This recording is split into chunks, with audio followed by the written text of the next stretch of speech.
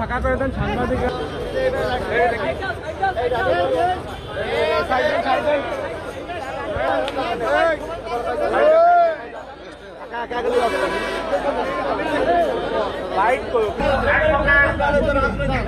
চৌধুরী উপস্থিত হয়েছেন। আপনারা অভিযোগ করবেন না।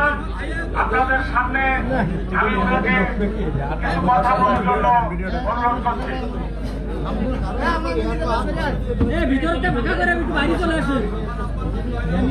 ভিতরে আর ঢুকেন না কেউ।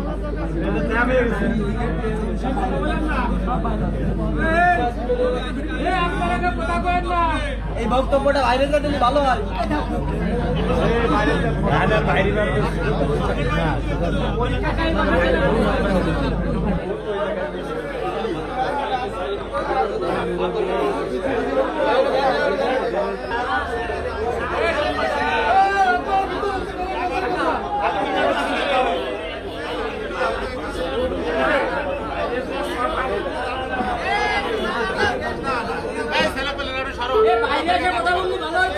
উপস্থিত আছেন